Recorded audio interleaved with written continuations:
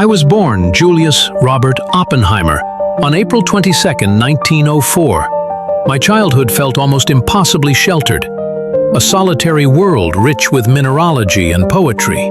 At the Ethical Culture School, grounded in rationalism, I learned early that my intellect could subtly manipulate my surroundings. As an adult, I'd reflect, my life as a child did not prepare me for the fact that the world is full of cruel and bitter things. It's a sentiment many scientists share, an idealistic youth, a drive to create for betterment, often crushed by the harsh realities required to make those things happen. For those fortunate enough to be born in a wealthy family with direction and had the intelligence to do so. Even at 14, my intellect was already a tool, allowing me to subtly manipulate the world around me. I have always had a gifted mind. My father's rapid ascent from an impoverished background fueled a drive for us to embody aristocratic standards, piano lessons, art appreciation, a fine education.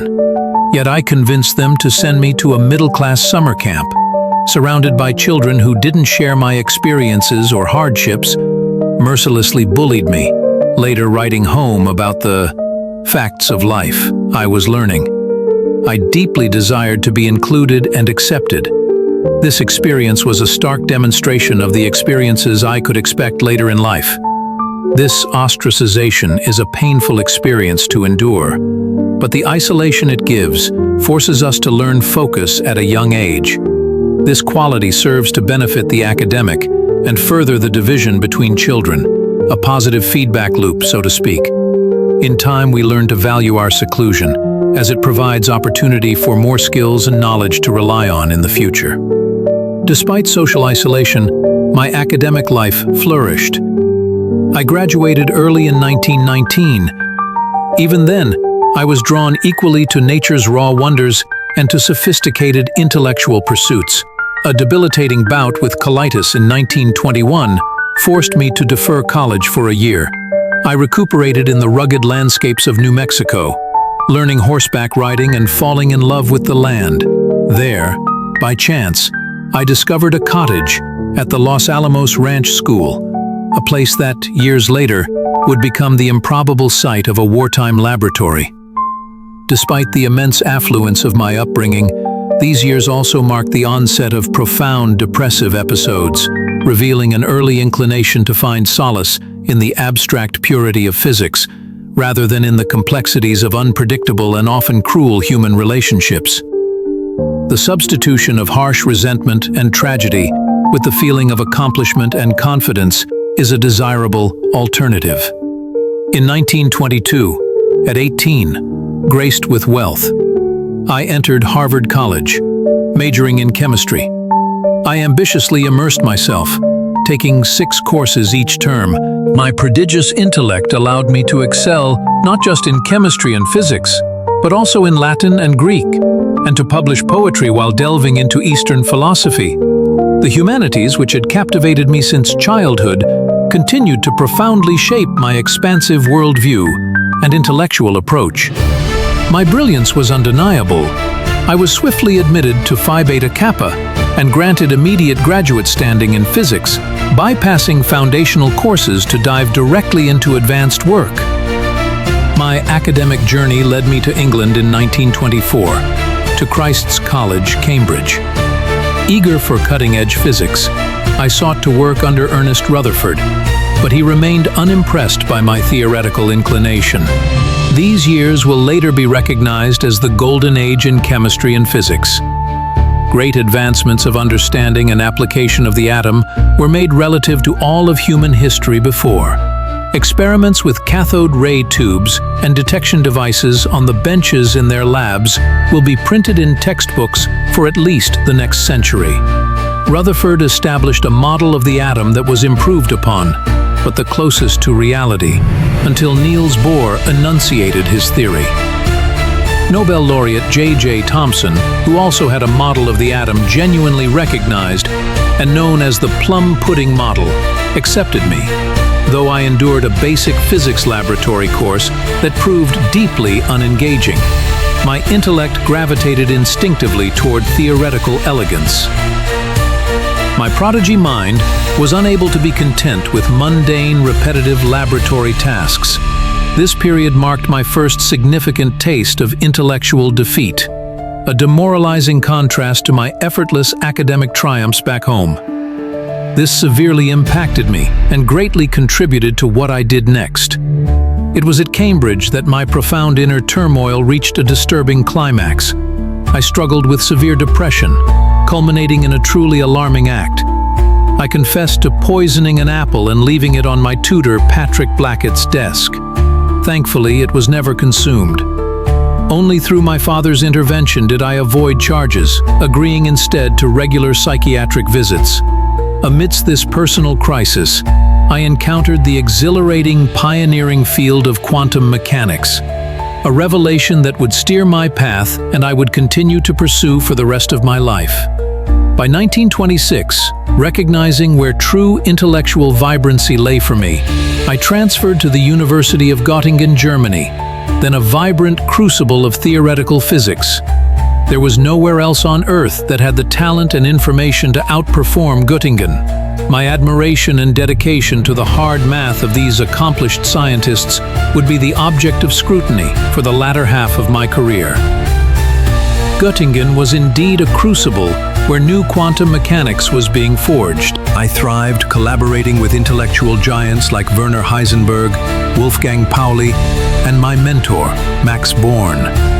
We were a remarkable cohort, often described as eccentric, brilliant minds consumed by argument.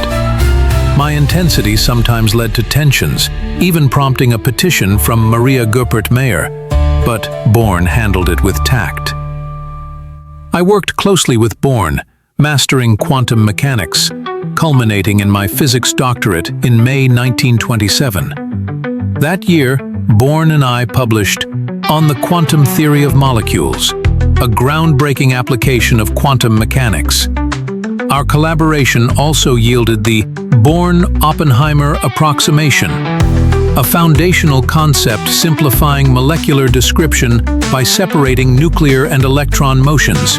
To this day, it remains one of my most referenced contributions and is taught to undergraduate students. Returning to the United States in September 1927, my rising star led to a prestigious dual appointment, splitting my time between Caltech in Pasadena and the University of California, Berkeley. My former mentor, Percy Bridgman, also sought me for Harvard, and a unique compromise was struck. For the 1927-28 academic year, I would divide my appointment, half at Harvard, half at Caltech. It was at Caltech that my work truly began to flourish, independently, with the skills I learned from Göttingen. Here, I formed a close, influential friendship with the brilliant chemist Linus Pauling, a foundational figure of quantum chemistry. We planned joint research into chemical bonds, a testament to my burgeoning interdisciplinary vision. Years later, during the critical urgency of the Manhattan Project, I would invite Pauling to lead its chemistry department, an offer he declined, steadfast in his pacifism. In 1928, a brief respite from my teaching at Caltech and Harvard led me to Paul Ehrenfest's Institute at Leiden University in the Netherlands. There, I found myself captivated by the challenge of lecturing in Flemish, a language I barely knew, an odd fascination that earned me the enduring nickname Oppie. That same summer, drawn back to New Mexico, my younger brother Frank and I leased a remote cabin, a place I would eventually make my own. Returning to Berkeley, my role evolved into one of guidance for a new generation of physicists. My intellectual virtuosity and wide-ranging interests quickly earned me a devoted following among students who would imitate my mannerisms. While some saw me as a reserved genius, others found me boastful. My students, thankfully, belonged to the former camp. In 1929 at UC Berkeley, I began to transform the institution into a premier center for physics in the United States, thanks to the collaborative spirit with experimentalist Ernest Orlando Lawrence. During this fertile period, my friendship with Richard Thoman ignited a new interest in astrophysics, leading to pioneering work on black holes.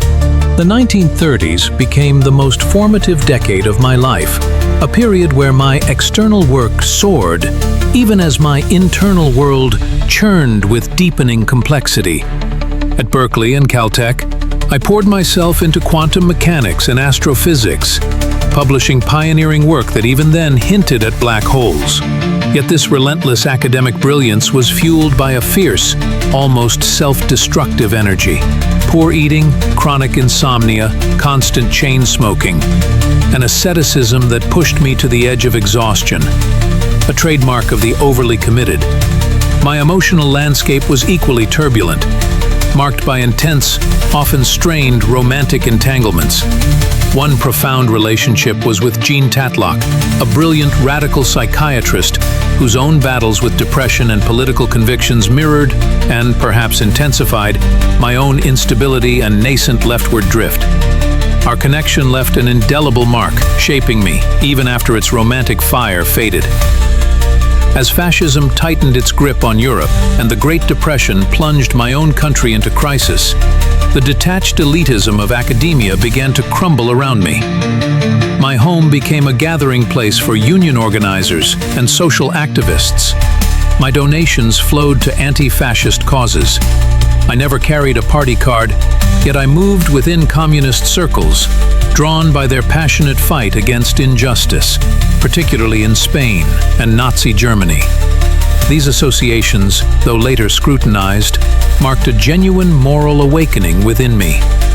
Beyond physics, I began to teach broader cultural seminars, immersing myself in literature, poetry, and Hindu philosophy. The Bhagavad Gita, with its fatalistic and contemplative tone, resonated deeply, offering a philosophical grounding that would profoundly inform my reflections on science, morality, and destiny as the atomic age dawned.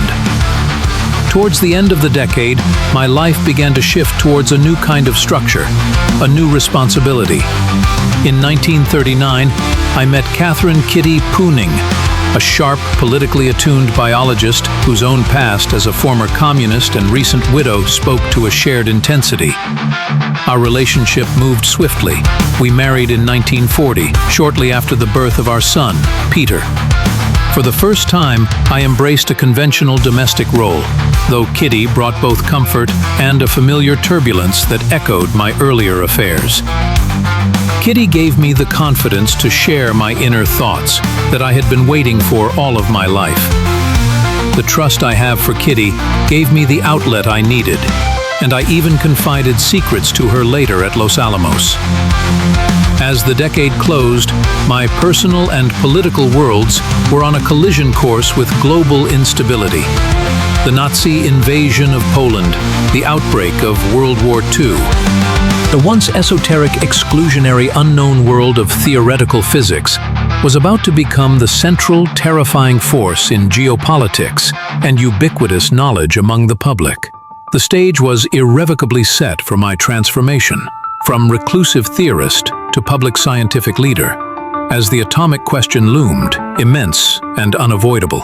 My superior intellect, once known only to the academics of a specialized field, would become household conversation. As the 1930s drew to a close, my personal world, anchored by Kitty and the birth of Peter, seemed to find a new, if turbulent, dynamic equilibrium.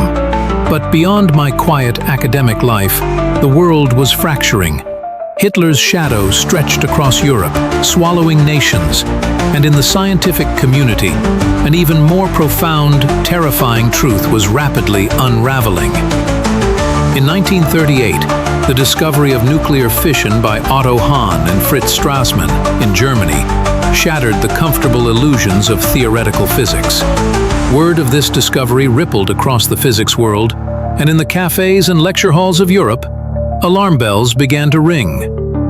Suddenly, the abstract elegance of the nucleus held the potential for unimaginable power, for destruction. It began with a letter. Two physicists, Szilard and Einstein, warning President Roosevelt in 1939 the Nazis were pursuing a bomb powered not by chemical fire, but by the splitting of atoms. Although most would claim they themselves believed it impossible, me and most of my colleagues were aware of the risk of unveiling the power within and intentionally did not exercise their intellect for destruction. My colleagues, many of them émigrés who had fled Nazi persecution, understood the urgency with a visceral fear I, as an American, was only beginning to grasp. Szilard knew the implications. Fission could create a chain reaction, releasing enormous energy. If enough U-235 or plutonium could be gathered in one place, boom! Jewish physicists like Edward Teller, Leo Szilard, and Eugene Wigner had already fled Nazi-occupied Europe. They carried more than fear, they carried knowledge. We had allowed our intellectual pursuits to lull us into a false sense of security. Several of the visionaries in Göttingen would become puppets of the party. The horrors of the war were already mounting, visible in the eyes of all those new colleagues from across the Atlantic. The thought that Hitler's regime might harness this power first was a nightmare that haunted us all. It was a call to conscience, pulling me further from my ivory tower. We, possibly I, could not allow this to come to pass. With the looming global crisis, my deepening political engagement and sense of responsibility, forged in the fires of the Depression and rising fascism, now converged with the stark, terrifying reality of atomic energy. I began to speak out, to organize, a reclusive theorist being inexorably drawn into the public sphere, wrestling with the moral dimensions of what science was capable of unleashing. The question was no longer if such a weapon could be built, but by whom and at what cost. The early 1940s were a whirlwind. Though my past political associations raised eyebrows in official circles, my unparalleled grasp of theoretical physics, my ability to speak across disciplines, and perhaps my sheer intensity made me indispensable. As the United States began to secretly mobilize its scientific might, I found myself increasingly consulted, then deeply involved. Enrico Fermi, a brilliant physicist I had known from Göttingen, achieved the first self-sustaining nuclear chain reaction in Chicago in late 1942. A quiet, monumental achievement that signaled the terrifying reality of what was to come. Enrico's experiments with neutron bombardment gave him the insight to insulate a crude pile he assembled into the first nuclear reactor. The elegance and precision required in calculation and assembly contrasted with the American ingenuity of a containment vessel consisting of cinder blocks stacked rapidly by a university football team. This was the first achievement of the Manhattan Project. The reactor was assembled in the basement, under the west bleachers of the University of Chicago's football field in secrecy. The theoretical work was hardening into practical possibility. The scale of the endeavor required an unprecedented convergence of science, engineering, and military strategy. It needed a new kind of laboratory, a new kind of leader.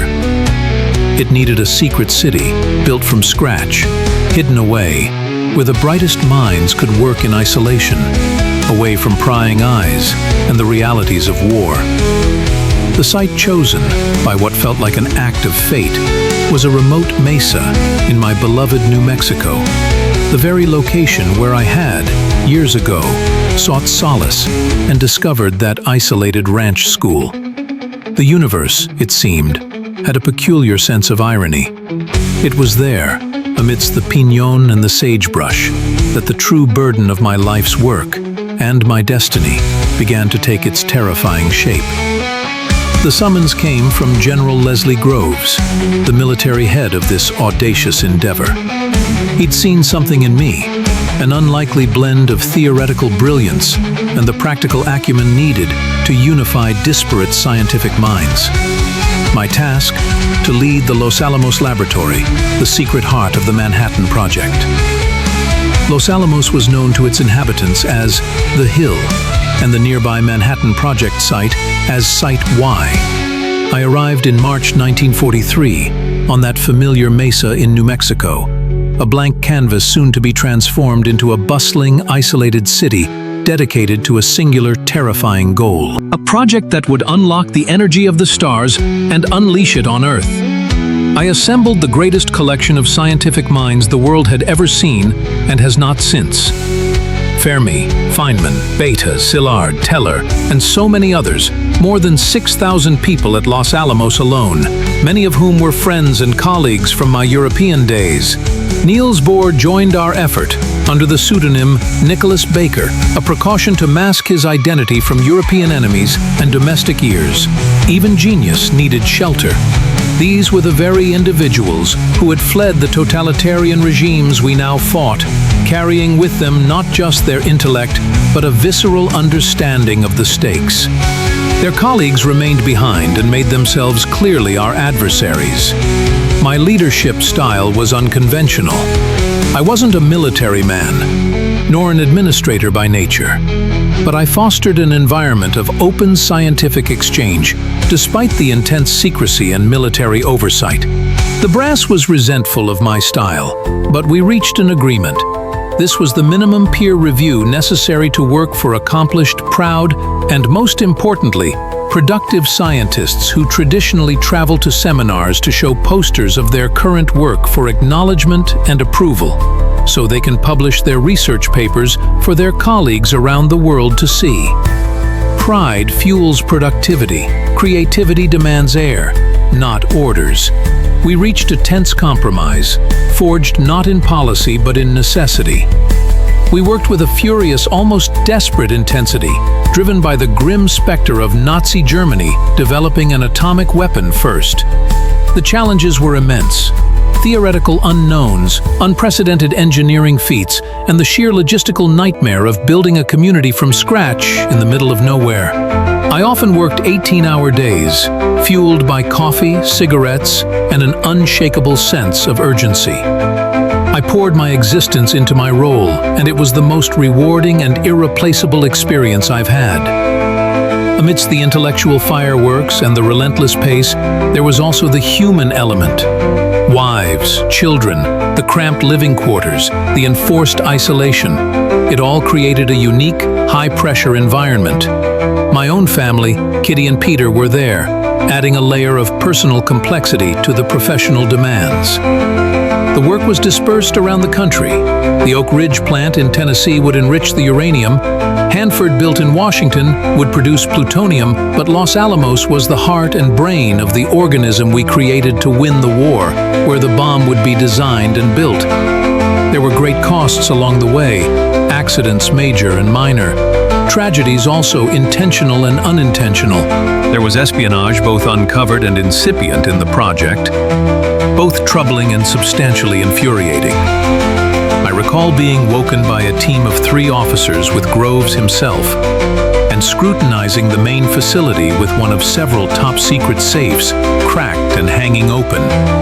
No documents missing, but a note placed atop reading, "I borrowed your neutron cross-sections, hope you don't mind." There were secrets whispered of a super that the we theorists realized was the logical and more destructive next step. Louis Slotin's tragic slip of a screwdriver that led to his exposure and slow, painful death has haunted me.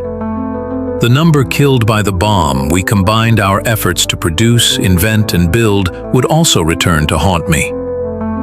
The ethical questions, though often pushed aside by the exigencies of war, were never entirely absent.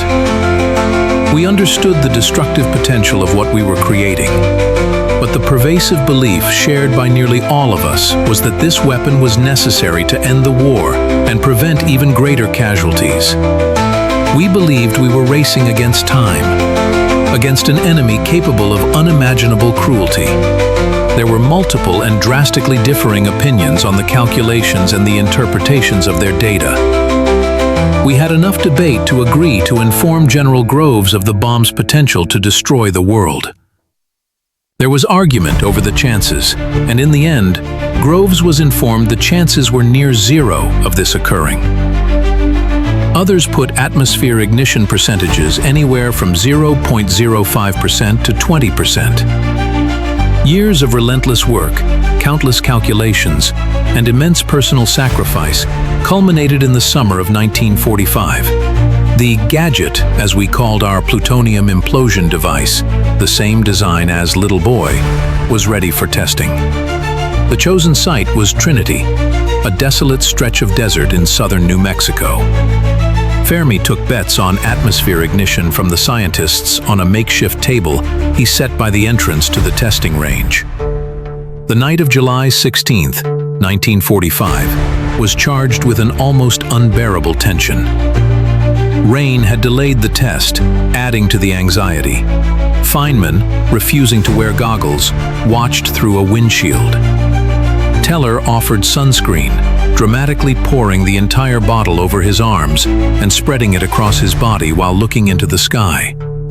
At 5:29:45 a.m., the device detonated. The pre-dawn darkness was instantly obliterated by a blinding, searing light, more brilliant than 1,000 suns, followed by a shockwave that rattled us to our core. The fireball rose like a second sun. Shockwaves flattened the sagebrush. Observers stood in stunned silence. The X-rays, emitted by the device, illuminated all of us standing at odd angles to the barricade's bones to our onlooking colleagues. Then came the mushroom cloud, towering miles into the sky, a grotesque and terrifying testament to raw, unleashed power. Hans Bethe, standing with hands in his pockets, muttered, "It worked." In that moment, I recalled a line from the Bhagavad Gita. "Now I am become death, the destroyer of worlds." The profound, terrifying beauty of the explosion was inseparable from its horrifying implications. We had succeeded, but at what cost? The war in Europe had ended, but the Pacific Theater raged on. Scientists, including Szilard, circulated a petition against dropping the bomb without warning. Bohr advocated for international openness. Teller began pushing his hydrogen bomb. President Truman, informed of our success, made the agonizing decision to use the bombs in Japan. On August 6, 1945, the Little Boy atomic bomb was dropped on Hiroshima.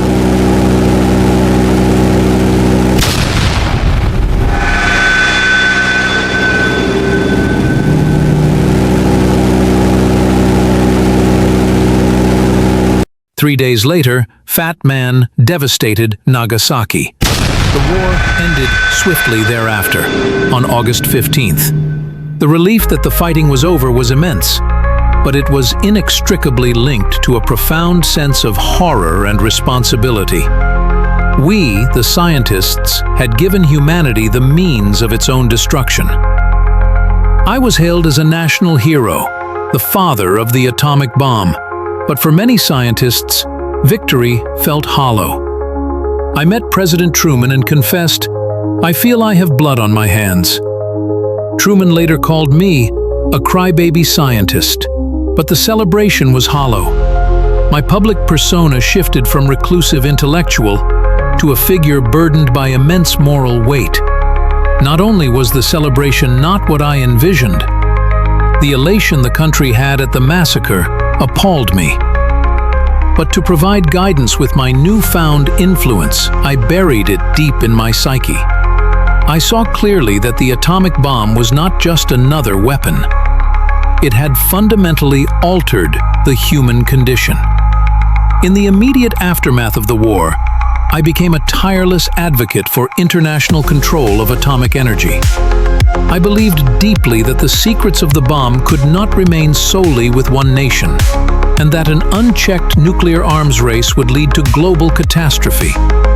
I argued passionately before Congress and the United Nations, emphasizing the need for transparency and cooperation. My famous quote, "The physicists have known sin, and this is a knowledge which they cannot lose," encapsulated my growing moral anguish. Unknown to me at the time, one of our most trusted and pivotal bomb designers, Klaus Fuchs, was sending our work to the Soviets, unbeknownst to the group, undermining our efforts. and directly leading to the situation I had envisioned.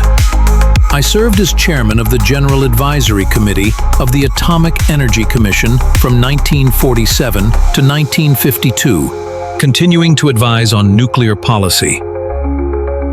I argued against the development of the more powerful hydrogen bomb, the super we discovered working at Los Alamos, believing it to be a weapon of genocide that would only accelerate the arms race. This stance, combined with my past associations and intellectual independence, began to put me at odds with powerful figures in the American government, particularly with AEC Chairman Lewis Strauss. The Cold War was intensifying, and a climate of fear and McCarthyism was sweeping the nation.